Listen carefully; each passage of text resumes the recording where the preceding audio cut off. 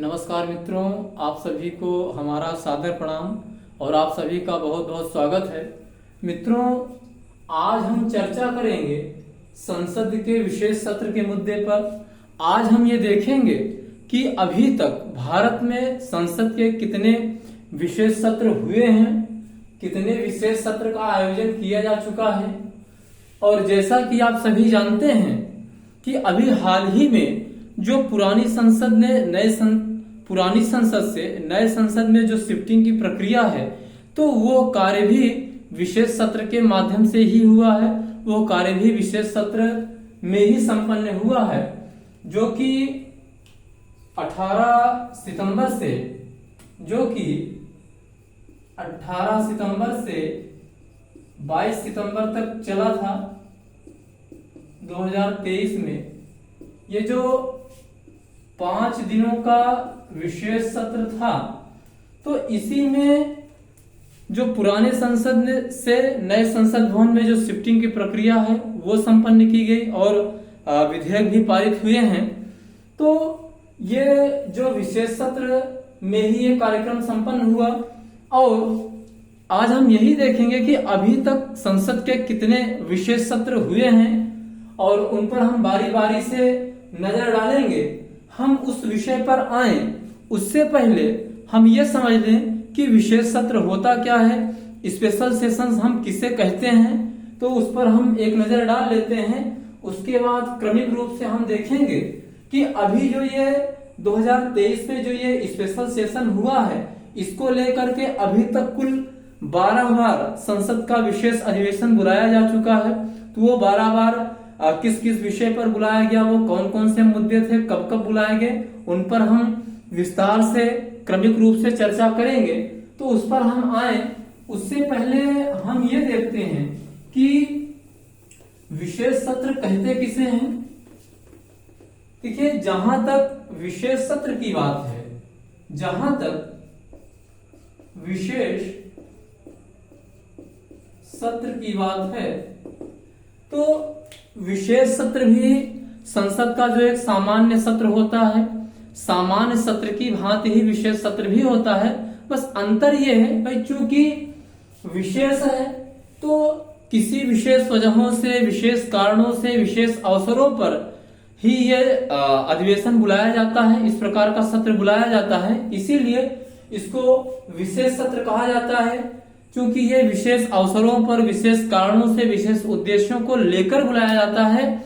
इसीलिए इसे हम विशेष सत्र कहते हैं। और सत्र के संबंध में जो भारतीय संविधान क्या कहता है, भारतीय संविधान में क्या प्रावधान है, उस पर हम एक संक्षिप्त नजर डाल लेते हैं।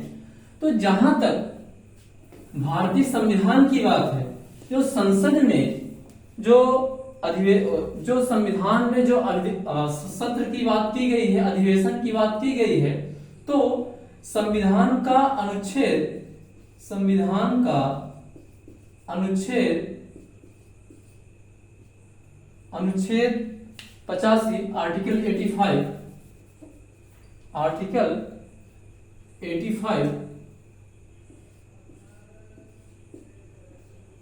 आर्टिकल 85 में संसद के सत्र के बारे में बताया गया है। उसमें यह प्रावधान है 85 में कि भारत का राष्ट्रपति समय समय पर जहां उचित समझेगा वो अधिवेशन बुलाएगा, और संसद का जो सत्र होगा, किसी सत्र की जो अंतिम बैठक होगी, किसी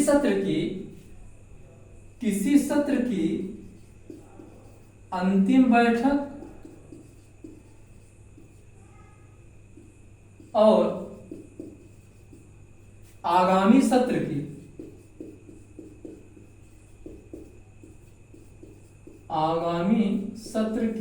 प्रथम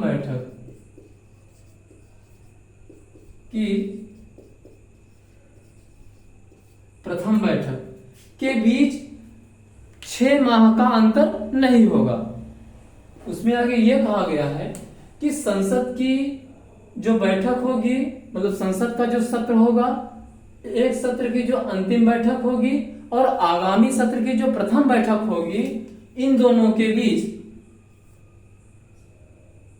और इनके बीच 6 माह का अंतर नहीं होगा, अंतर नहीं होगा। इसका मतलब ये हुआ, देखिए संविधान में ये प्रावधान है, इसका मतलब क्या हुआ, इसका प्रैक्टिकल एप्लीकेशन आप समझिए। जैसे मान लीजिए कि अभी तो भारत के मतलब जो संसद है उसके 3 सत्र चलते हैं, जो सामान्य सत्र हैं। उसमें आपका एक है बजट सत्र,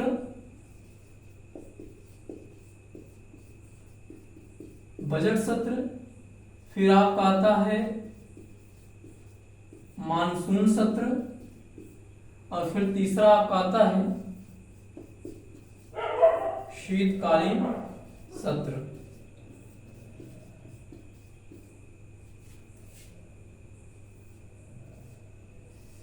अभी जो ये संसद के जो सत्र हैं, जो अधिवेशन हैं, 3 हैं, बजट सत्र है, मानसून सत्र है, शीतकालीन सत्र है। तो संविधान में ये कहा गया है कि किसी सत्र की जो अंतिम बैठक होगी और आगामी सत्र की प्रथम बैठक के बीच 6 माह का अंतर नहीं होगा। इसका मतलब ये हुआ, फॉर एग्जाम्पल मान लीजिए कि अगर संसद का मान लीजिए बजट सत्र जो है, इसकी अंतिम बैठक मान लीजिए कि 15 अप्रैल को होती है, अंतिम बैठक है, अंतिम बैठक। तो अगर इस हिसाब से देखेंगे जो संविधान का प्रावधान है, फिर उसमें क्या होगा कि अगली बैठक जो होगी, अगली बैठक जो होगी वो फिर होगी मई, जून, जुलाई, अगस्त, सितंबर, अक्टूबर। तो अगली जो बैठक होगी वो 14 अक्टूबर के पहले हो जानी चाहिए, अक्टूबर के पहले होनी चाहिए।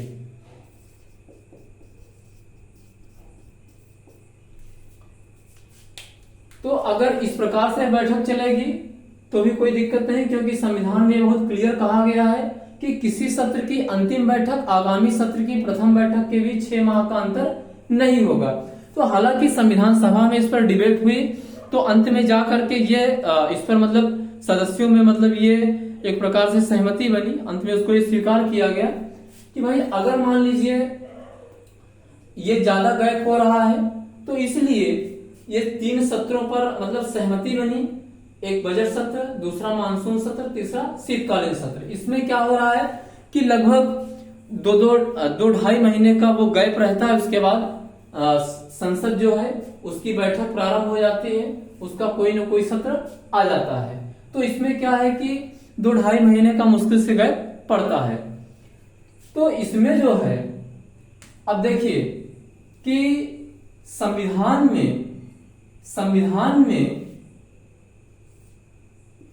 देखिए संविधान में सिर्फ और सिर्फ सत्र शब्द का उल्लेख है, बस संविधान में सिर्फ इसी शब्द का उल्लेख है, ना तो वहां पर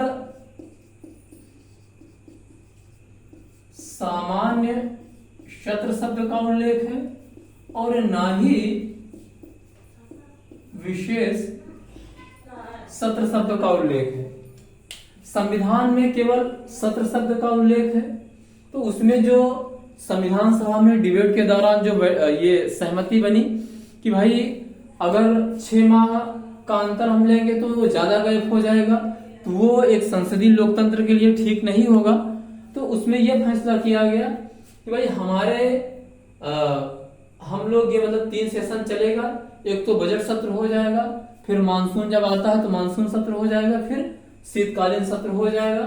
तो इसमें 2-2.5 महीने का गैप पड़ता है, बाकी अब टाइम टू टाइम संसद मिलती रहती है।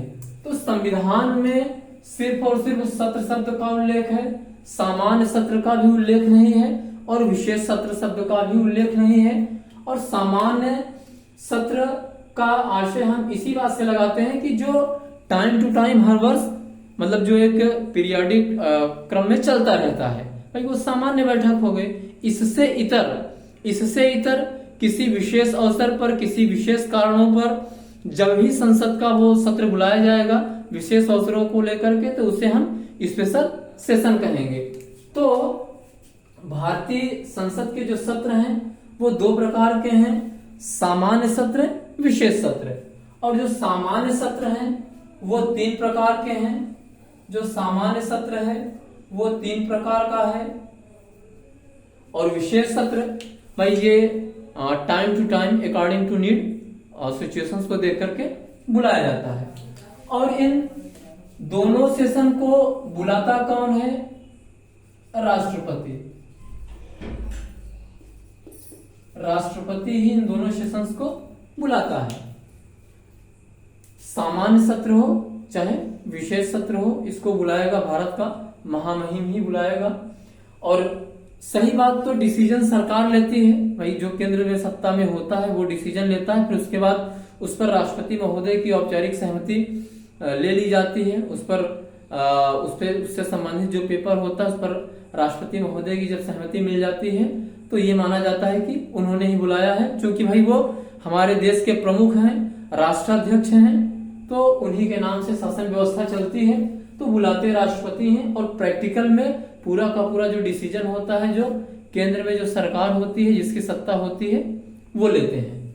तो ये तो रहा संवैधानिक प्रावधान इस संबंध में कि विशेष सत्र क्या है, सामान्य सत्र क्या है, विशेष सत्र कब बुलाया जाता है, संविधान में क्या प्रावधान है सत्र बुलाने के, कौन बुलाता है, कब बुलाता है, ये तमाम सारी चीजें हो गई। तो अब हम देखते हैं कि जो संसद के जो विशेष सत्र हुए हैं अभी तक हमारे भारत में आजादी से लेकर के आज तक, तो अभी तक कुल 12 स्पेशल सेशंस हुए हैं इंडियन पार्लियामेंट के। वो कब कब हुए हैं, किन किन मुद्दों पर हुए हैं, किन किन विषयों पर हुए हैं, अब हम उन पर सिलसिलेवार ढंग से क्रमिक रूप से उस पर चर्चा करेंगे, उसको हम देखते हैं। और वास्तव में ये जानने की चीज है कि भाई जो 12 या 12 सेशंस हुए हैं स्पेशल सेशंस, वो किन किन मुद्दे पर हुए हैं, कब कब हुए हैं, उस पर हम चर्चा करते हैं। देखिए जो पहला स्पेशल सेशन हुआ था वो हुआ था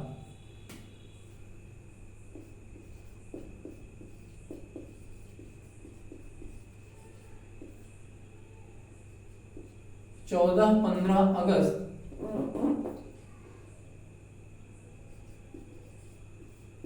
1947। देखिए ये पहला स्पेशल सेशन हुआ था पार्लियामेंट का, अर्थात उस समय जो संविधान सभा थी उसी को मतलब एक स्पेशल सेशन के रूप में बुलाया गया था। क्योंकि देखिए जो संविधान सभा थी ना वो 2 रूप में काम करती थी। जब वो सभा संविधान निर्माण का कार्य करती थी तब वो संविधान सभा कहलाती थी, और जब वही संविधान सभा जब भारत में शासन को लेकर के मतलब इस प्रकार के या नीतियों निर्णयों से लेकर के कोई काम होता था तो वो जो है संसद के रूप में ही कार्य करती थी। और जब वो सभा संविधान सभा के रूप में कार्य करती थी तब उसकी अध्यक्षता डॉक्टर राजेंद्र प्रसाद करते थे। और जब वही सभा लोकसभा के रूप में कार्य करती थी, अंतरिम लोकसभा के रूप में कार्य करती थी, अस्थायी लोकसभा के रूप में कार्य करती थी, तो उसकी अध्यक्षता जीबी मावलंकर करते थे।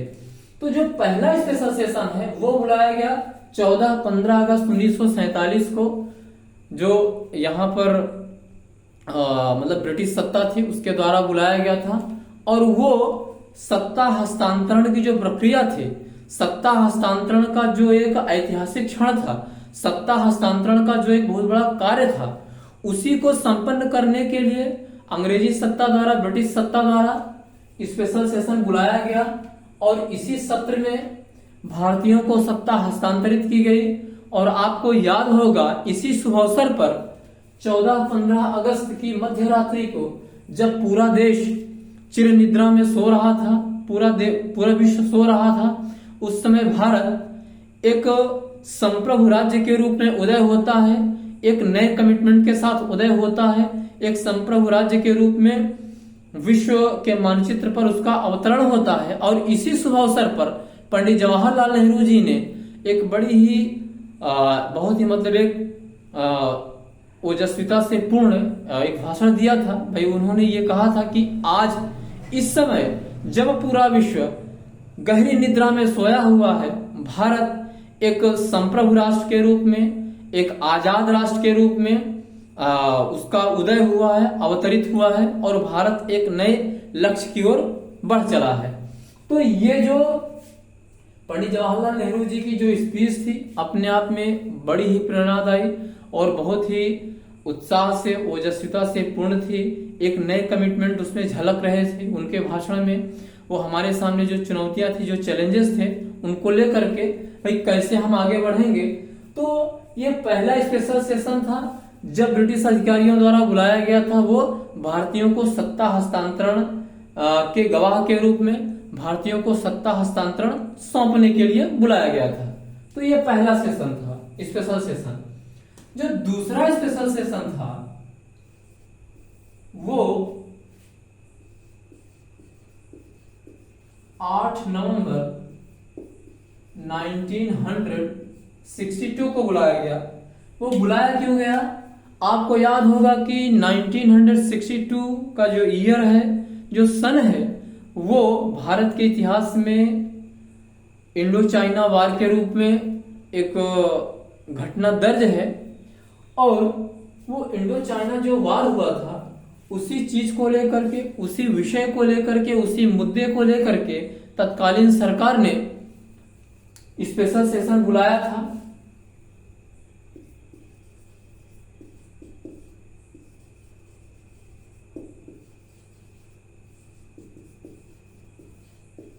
(1962) को लेकर के इंडो चाइना वार जो हुआ था उसी को लेकर के ये सेकंड स्पेशल सेशन बुलाया गया था। और जो तीसरा स्पेशल सेशन था वो बुलाया गया था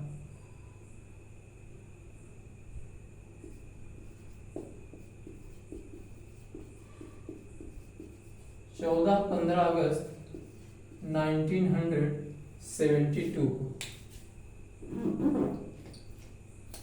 1972 को ये इसलिए बुलाया गया था क्योंकि आजादी की 25वीं वर्षगांठ, आजादी की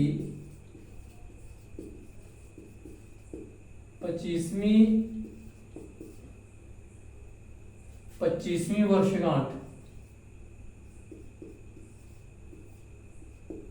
वर्षगांठ के मौके पर बुलाया गया था कि भाई जब हमने 15 अगस्त 1947 को जब राजनीतिक स्वाधीनता प्राप्त की, राजनीतिक आजादी प्राप्त की, तो उसी के उपलक्ष्य में जब हमने 72 में अपनी आजादी के 25 वर्ष पूरे किए, तो उसी के उपलक्ष्य में बुलाया गया था। जनरली होता क्या है कि जैसे मान लीजिए कोई ऐतिहासिक घटना होती है तो उसकी जो 25वीं वर्षगांठ होती है, 50वीं वर्षगांठ होती है, 75वीं वर्षगांठ होती है, फिर जो 100वीं वर्षगांठ होती है, इन विशेष वर्ष पर उसके याद में कार्यक्रम आयोजित किए जाते हैं। क्योंकि भाई हम इस कार्य के 25 वर्ष पूरे कर चुके हैं, 50 वर्ष पूरे कर चुके हैं, तो वो एक उपलब्धि होती है, तो उसी लिए सब बुलाया जाता है।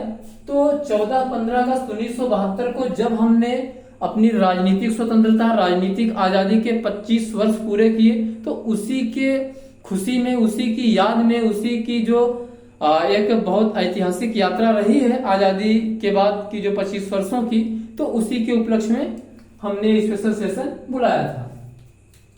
और जो चौथा स्पेशल सेशन है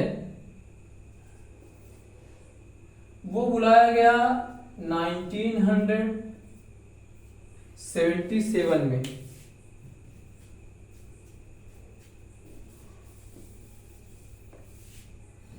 फरवरी 1977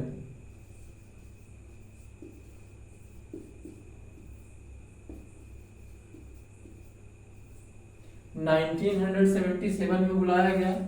और ये बुलाया गया था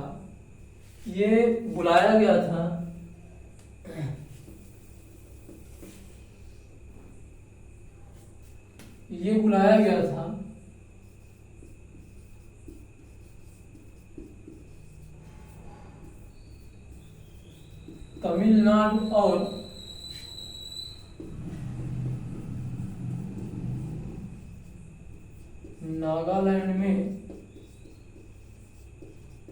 राष्ट्रपति शासन के मुद्दे पर वार्ता के लिए बुलाया गया था कि तमिलनाडु और नागालैंड में राष्ट्रपति शासन लगाया गया था, तो उसी लिए ये बुलाया गया था, इसी विषय पर चर्चा करने के लिए।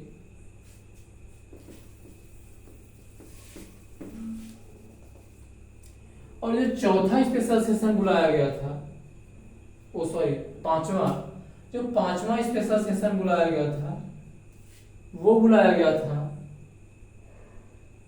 1991 में।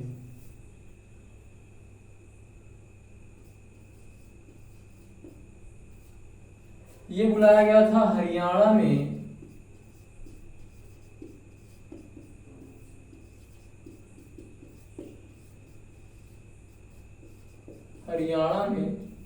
राष्ट्रपति शासन के विषय पर। तो पांचवा जो स्पेशल सेशन है वो बुलाया गया था 91 में, और ये जो है ये 2 दिवसीय था। ये 2 दिवसीय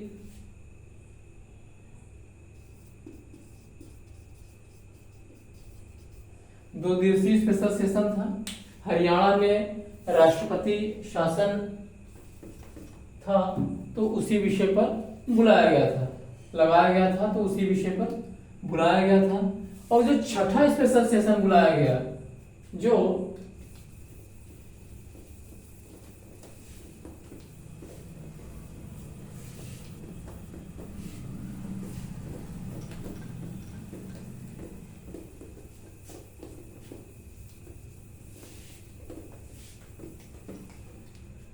जो छठा स्पेशल सेशन बुलाया गया था, वो बुलाया गया था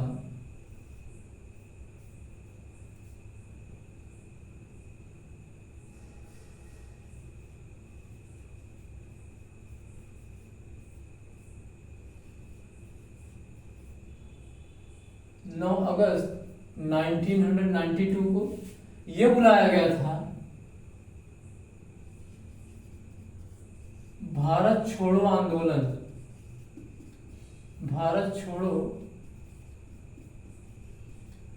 आंदोलन की 50वीं वर्षगांठ पर।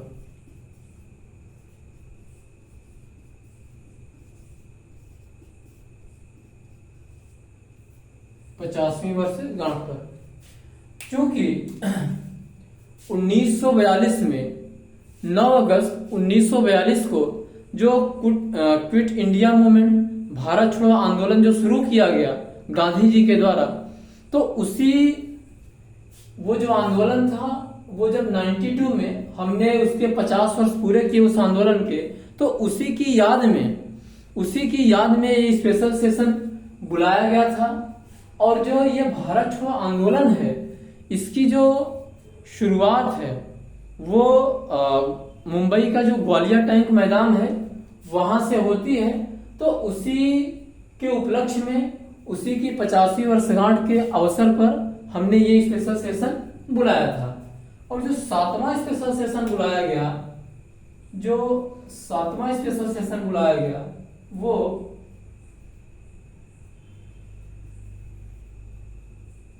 अगस्त 1997 को बुलाया गया। ये आजादी की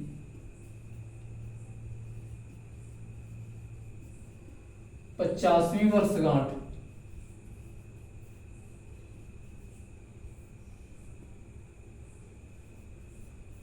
ये आजादी की 50वीं वर्षगांठ पर बुलाया गया।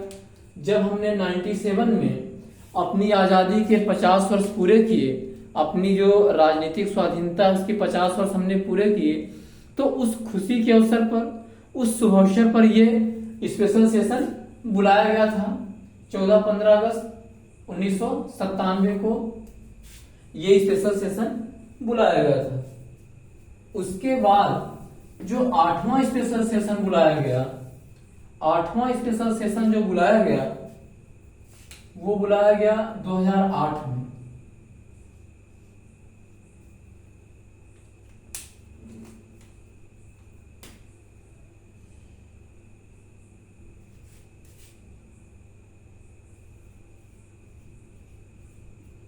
अब देखिए ये स्पेशल सेशन क्यों बुलाया गया था।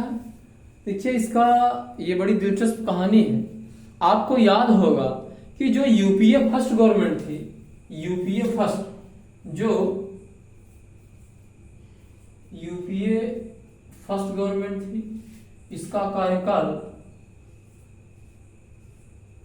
2004 से 2009 तक था। मतलब वाजपेयी जी के बाद जब प्रधानमंत्री बनते हैं डॉक्टर मनमोहन सिंह, तो यूपीए फर्स्ट कहा जाता है। और जो यूपीए सेकंड है वो 2009 से लेकर के 2014 तक रही। उसके बाद मोदी जी आ जाते हैं। तो जो यूपीए फर्स्ट गवर्नमेंट थी, तो इसमें क्या था कि इसमें जो वाम दल थे, जो लेफ्टिस्ट पार्टी थे, तो उन्होंने इस सरकार को सपोर्ट किया था। और इसी सरकार ने, यूपीए फर्स्ट सरकार ने अमेरिका के साथ जो सिविलियन न्यूक्लियर डील थी, वो जो सिविलियन न्यूक्लियर डील थी, तो उसी डील को इन्होंने आगे बढ़ाया था। हालांकि वो बातचीत वाजपेयी जी के टाइम से चल रही थी, फिर वो मनमोहन सिंह के टाइम में उस पर सिग्नेचर होते हैं। तो उसी मुद्दे को लेकर के जो वाम दल थे इन्होंने समर्थन वापस ले लिया यूपीए फर्स्ट गवर्नमेंट से। तो सरकार के ऊपर अस्तित्व का संकट आ गया। तो उसी संकट से उबरने के लिए, उसी चीज को स्पष्ट करने के लिए कि भाई सरकार का बहुमत है कि नहीं है, तो उसी चीज को स्पष्ट करने के लिए यूपीए फर्स्ट गवर्नमेंट ने 2008 में स्पेशल सेशन बुलाया था। और अंततः उसमें मनमोहन सरकार विश्वास मत को प्राप्त कर लेती है और सरकार बच जाती है, और जो न्यूक्लियर डील थी वो आगे बढ़ जाती है। लेकिन वाम दलों ने उस समय सरकार को संकट में डाल दिया था। और इसी संकट से उबरने के लिए 2008 में स्पेशल सेशन बुलाया गया था लोकसभा का। और जो नवा स्पेशल सेशन है वो बुलाया गया था 2012 में।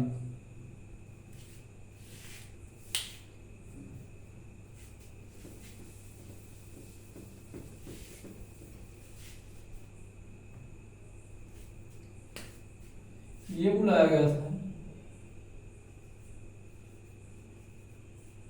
3 मई।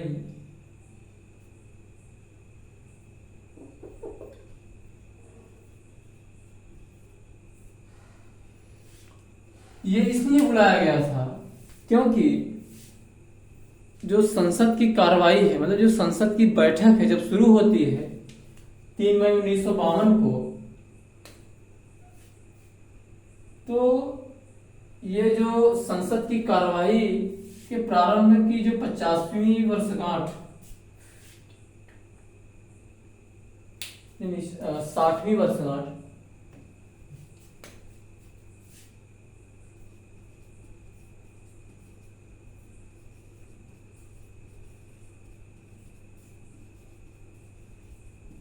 संसद की कार्यवाही के 60वीं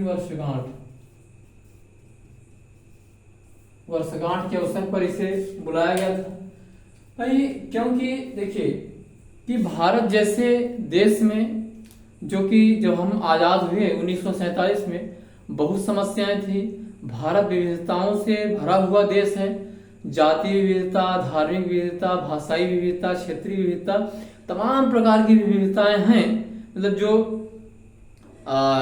कि जो विभिन्नताएं हैं, तो इतनी विभिन्नताओं से भरे हुए देश में, और इसने चैलेंजेस के होते हुए भी बहुत सारे जो विदेशी विद्वान हैं, जो लोकतंत्र के एक्सपर्ट माने जाते हैं, वो जो तमाम सारे लोग हैं, उन्होंने ये कहा कि भारत में डेमोक्रेसी सरवाइव नहीं कर पाएगी। उनका ऐसा मानना था। लेकिन हमारे भारत में इतने अच्छे नेता रहे हैं जिन्होंने लोकतंत्र को पुष्पित और पल्लवित करने में बड़ा योगदान दिया। उन्होंने अथक प्रयास किया और भारत के लोकतंत्र को सींचा, उससे पुष्पित और पल्लवित किया और भारत का लोकतंत्र बिल्कुल सही दिशा में चल रहा था। तो ये अपने आप में भी एक बहुत बड़ी उपलब्धि है और आज भी लोकतंत्र बहुत अच्छे तरीके से चल रहा है। हालांकि कुछ समस्याएं हैं, कुछ चीजें ऐसी हैं जो नहीं होनी चाहिए, लेकिन हैं, वो धीरे धीरे ठीक हो जाएंगी, ऐसी हम उम्मीद करते हैं। तो इतनी चैलेंजेस, समस्याओं, चुनौतियों, इतनी सारी विविधताओं के होने के बावजूद जिस प्रकार से हमारे भारत के नेताओं ने, हमारे भारत के लोगों ने लोकतंत्र में आस्था व्यक्त की, लोकतंत्र को मजबूत किया, उसे पुष्पित और पल्लवित किया, वो अपने आप में एक बहुत ही काबिले तारीफ, अपने आप में एक बहुत ही काबिले तारीफ चीज है। उसी के उपलक्ष्य में जब हमने 3 मई 2012 को संसद की कार्रवाई के 60 वर्ष पूरे किए, तो उसी की याद में इस 3 मई 2012 को स्पेशल सेशन बुलाया गया और हमने दुनिया को दिखा दिया कि भाई इतनी समस्याओं और इतनी विविधताओं के होने के बावजूद देखिए किस प्रकार से हम लोगों ने लोकतंत्र को स्थापित किया और उसे पुष्पित और पल्लवित किया और इतना मजबूत बनाया। तो उसी की याद में ये 9वां स्पेशल सेशन 9 मई 2012 को जो बुलाया गया, वो संसद की कार्रवाई के 60वीं वर्षगांठ को ध्यान में रख करके ही बुलाया गया था। और जो 10वां स्पेशल सेशन है, जो 10वां स्पेशल सेशन है वो बुलाया गया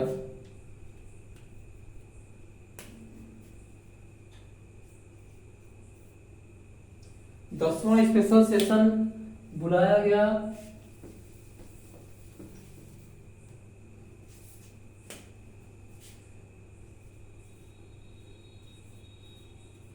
26 और 27 नवंबर 2015 को भारतीय संविधान के जनक, भारत रत्न डॉक्टर भीमराव अंबेडकर की 125वीं वर्षगांठ, 125वीं जयंती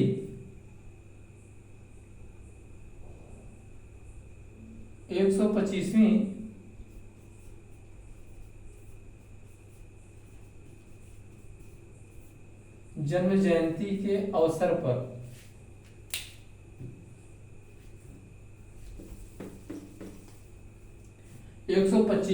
जयंती के अवसर पर ये स्पेशल सेशन बुलाया गया। और इस स्पेशल सेशन में डॉक्टर भीमराव अंबेडकर को भारत की संसद ने, भारत के सभी सदस्यों ने, मतलब भारत की संसद के जो सभी सदस्य थे उन्होंने उनको अपनी श्रद्धांजलि अर्पित की और उनके जो ऐतिहासिक कार्य रहे हैं, जिस प्रकार से उन्होंने भारत में जो सामाजिक विषमता रही है उसको दूर करने के लिए जो भी उन्होंने संवैधानिक प्रावधान किए अपने कार्यों के माध्यम से, विधानों के माध्यम से, उसको लेकर के उनके प्रति सम्मान व्यक्त किया गया। और इसीलिए ये जो 10वां स्पेशल सेशन है पार्लियामेंट का, वो बुलाया गया 2015 में डॉक्टर भीमराव अंबेडकर की 125वीं जन्म जयंती के अवसर पर। और जो 11वां स्पेशल सेशन बुलाया गया, 11वां स्पेशल सेशन जो बुलाया गया था 2017 में, वो जीएसटी को लेकर के,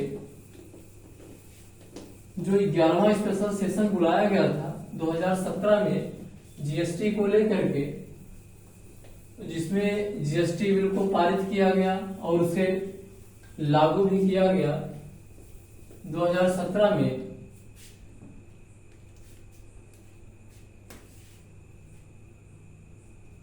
जो 11वां स्पेशल सेशन था ये बुलाया गया था 30 जून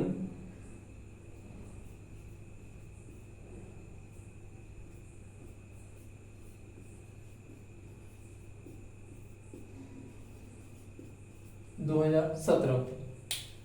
देखिए यही पहला स्पेशल सेशन रहा है। ये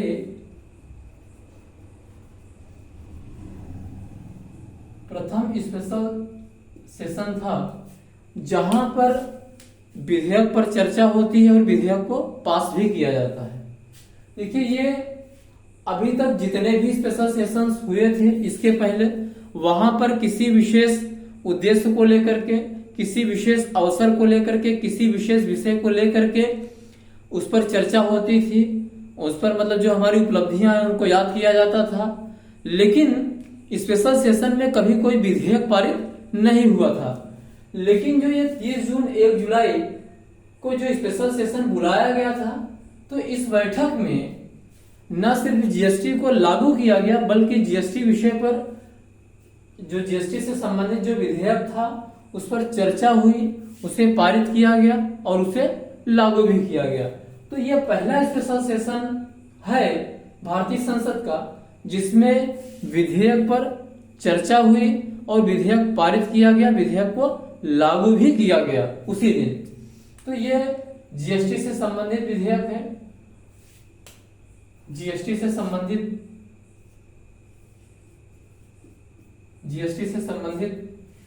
मुद्दे को लेकर के बुलाया गया था। और जो 12वां स्पेशल सेशन जो कि अभी पिछले महीने ही बुलाया गया था, वो 18 सितंबर से लेकर के 22 सितंबर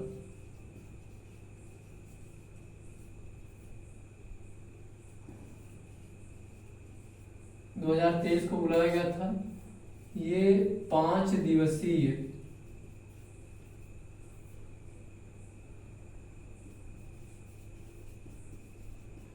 विशेष सत्र था।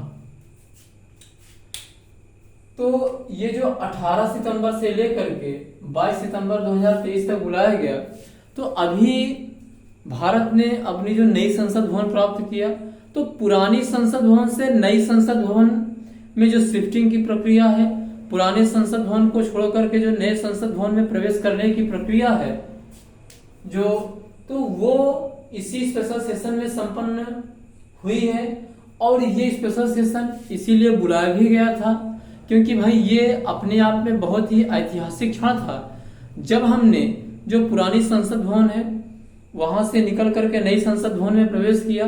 भाई इसलिए वो नई संसद भवन जरूरी थी क्योंकि 2026 तक हमें अपने जो लोकसभा की सीटें हैं उन्हें बढ़ाना है। तो जो नए सदस्य होंगे फिर उनके बैठने की जगह जो और तमाम सारी चीजें थी, उन्हीं चीज को ध्यान में रख करके इसे बनाया गया। तो ये जो पुराने संसद भवन से नए संसद भवन में जो शिफ्टिंग की प्रक्रिया है वो इसी विशेष सत्र में संपन्न की गई। और इस विशेष सत्र में जो कार्यवाही है, जो 19 सितंबर से जो संसद की कार्यवाही है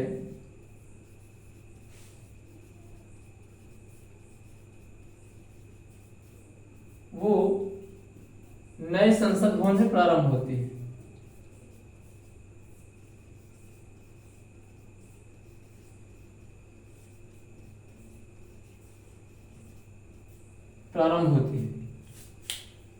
तो 18 तारीख को प्रधानमंत्री पुराने संसद भवन में सदस्यों को संबोधित करते हैं और मिलते हैं। फिर उसके बाद 19 तारीख को वो संसद के सदस्यों के साथ, अपने पूरे मंत्रिमंडल, मंत्रिपरिषद के साथ और पूरे के पूरे जो संसद के सदस्य हैं उनको लेकर के नए संसद भवन में प्रवेश करते हैं। और 19 सितंबर से नए संसद भवन में कार्रवाई प्रारंभ हो जाती है। 19 सितंबर को हम लोग नए संसद भवन में प्रवेश कर जाते हैं। वो बहुत ही ऐतिहासिक क्षण था। और 19 सितंबर से नए संसद भवन में कार्रवाई प्रारंभ हो जाती है। और नए संसद भवन में देखिए, जो ये नया संसद भवन है, इस नए संसद भवन में जो पारित होने वाला पहला विधेयक है, देखिए जो ये विशेष सत्र बुलाया गया तो यहाँ भी विधेयक पर चर्चा हुई थी, विधेयक को पास किया गया और विधेयक को लागू भी किया गया। और ये स्पेशल सेशन दूसरा ऐसा स्पेशल सेशन है जहां पर विधेयक को पारित किया गया। और इस नए संसद भवन में जो पारित होने वाला जो प्रथम विधेयक है वो है नारी शक्ति वंदन विधेयक।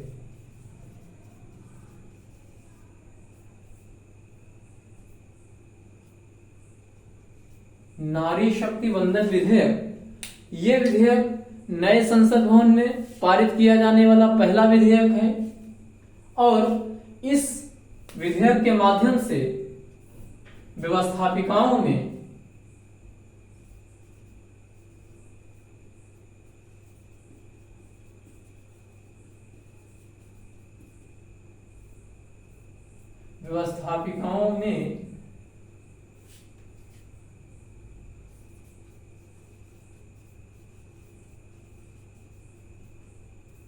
महिलाओं के लिए 33% आरक्षण, ये काफी लंबे समय से मांग थी, बहुत ही प्रतीक्षित विषय रहा है। तो इसके माध्यम से व्यवस्थापिकाओं में महिलाओं को 33% का रिजर्वेशन दिया गया है और अभी भी संख्या के लिहाज से जो महिलाओं का जो प्रतिनिधित्व है विधायिकाओं में, चाहे वो केंद्र की विधायिका हो या राज्यों की जो विधायिकाएं हैं, तो वहां पर आबादी के लिहाज से उनका जो प्रतिनिधित्व है, उनका जो मतलब जिस प्रकार से महिलाएं चुन करके आती हैं, तो वो आबादी के लिहाज से काफी कम है।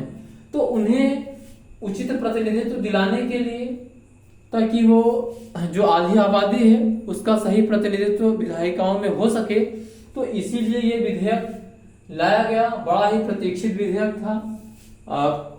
हालांकि और सरकारों ने पहले इस पर काम किया, लेकिन वो सफल नहीं हो पाए। तो इस सरकार ने नए संसद भवन में बड़ा ही ऐतिहासिक बिल पास कराया, नारी शक्ति वंदन विधेयक, जो कि बहुत ही हिस्टोरिकल डिमांड रही है, बड़ा ही हिस्टोरिकल बिल रहा है और अंततः वो जाकर के पारित हो चुका है और अब ये लागू होगा। लेकिन 2026 के में सीटें बढ़ेंगी और जो अगला चुनाव होगा वहां से वो लागू होगा। 2026 के बाद जो इलेक्शन होगा उसके बाद ही वो लागू होगा।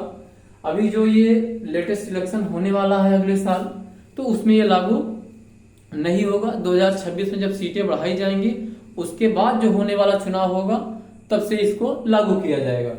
तो नए संसद भवन में पारित किया जाने वाला जो पहला विधेयक है वो है नारी शक्ति वंदन विधेयक और इस विधेयक के माध्यम से व्यवस्थापिकाओं में महिलाओं को 33% का रिजर्वेशन दिया गया, ताकि आधी आबादी का व्यवस्थापिकाओं में उचित प्रतिनिधित्व हो सके, उनकी उचित भागीदारी हो सके, वो उचित संख्या में वहां पे चुन करके आ सके और महिलाओं की जो डिमांड है, जो महिलाओं की मांग है, उसे सही रूप में प्रस्तुत कर सके।